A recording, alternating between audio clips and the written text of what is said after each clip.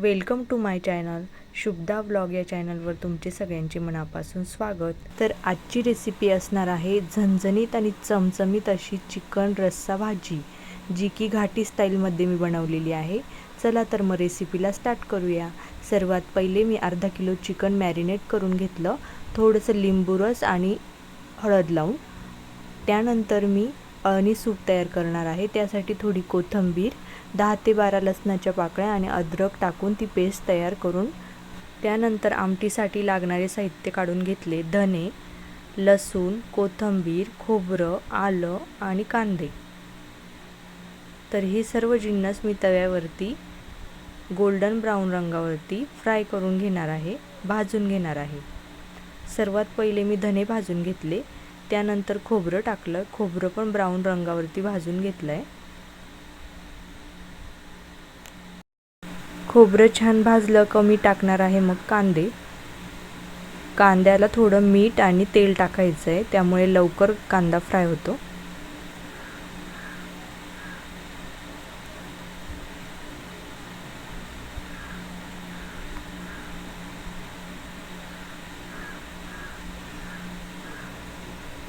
हा सर्व मसाला आपण आमटीसाठी तयार करणार आहोत। छान असं खोबरं भाजून झालं आहे गोल्डन ब्राऊन रंगावर, ते आता मी काढून घेते।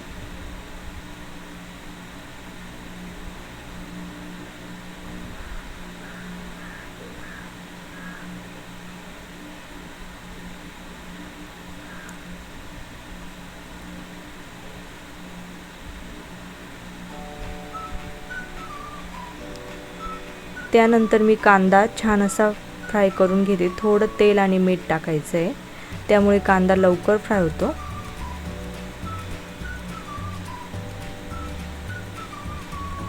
कोरड्या जे जिन्नस आहेत ना, त्या पहिले भाजून घ्यायच्या, कारण की कांदा टाकल्यानंतर तव्याला एक ओलसरपणा येतो, त्यामुळे।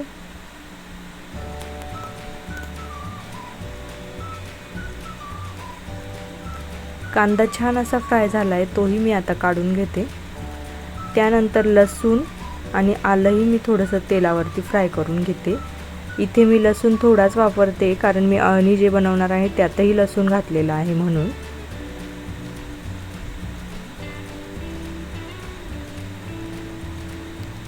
लसूण आणि आलंही फ्राय करून घेते, त्याचा कच्चेपणा जाईपर्यंत। लसूण असा तडतडला की मी काढून घेते। आणि इथे कोथिंबीर सुद्धा गरम तव्यावरच मी थोडीशी अशी त्यातलं पाणी असं काढून घेते, फ्राय करून घेते कोथिंबीर सुद्धा। यामुळे ना आमटीला टेस्ट छान येते। कच्ची कोथिंबीर घेतल्यावर तेवढी टेस्ट येत नाही। कोथिंबीरही मी छान अशी फ्राय करून घेते।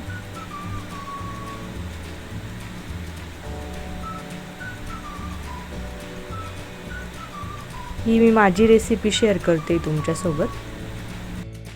हा सर्व मसाला भाजून झाल्यानंतर गार होईपर्यंत मी आता अळणी सूप तयार करते। त्यासाठी मी कांदा बारीक चॉप करून घेतला आणि जी पेस्ट मी मगाशी तयार करून दाखवली ती घेतली आणि 2 दालचिनी घेतले। आता एका कुकरमध्ये तेल तापत ठेवले, तेल छान गरम झाले, त्यानंतर मी त्यात टाकलाय कांदा चॉप केलेला।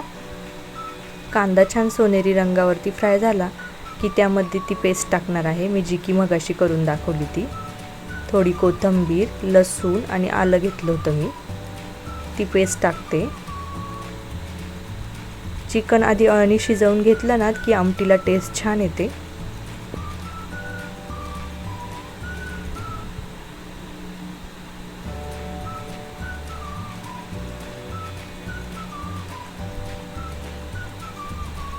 दोन दालचिनीचे तुकडेही टाकले मी। तुम्हाला जर आमटी जास्त स्पायसी हवी असेल तर तुम्ही यामध्ये लवंग, मिरे हे देखील ॲड करू शकताय। मी इथे दालचिनीच ॲड केली फक्त।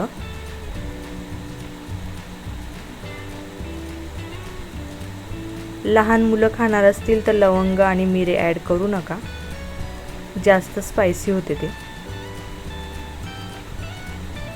त्यानंतर जिरे पावडर, टेस्ट छान येते सूपला जिरे पावडरने।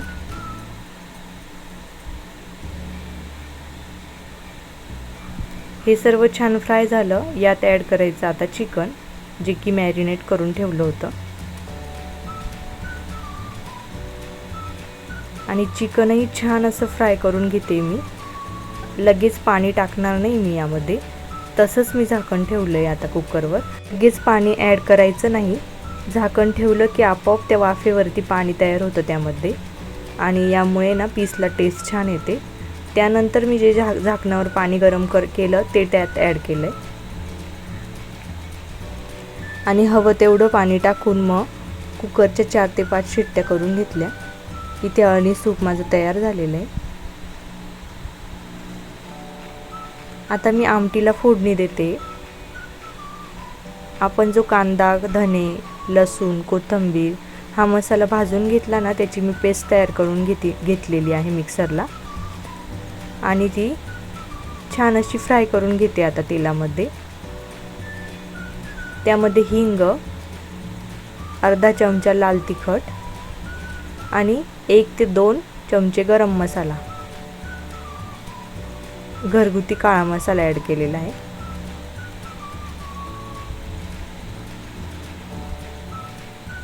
हा छान असा फ्राय करून घेते, आणि त्यामध्ये आपलं जे चिकन आपण तयार केलेलं आहे ना अळणी, ते ॲड करते. आता ह्या मसाल्याला आहे ना, जोपर्यंत तेल असं सुटत नाही तोपर्यंत मसाला फ्राय करत राहायचा आहे, तेव्हाच त्या आमटीला टेस्ट छान येणार.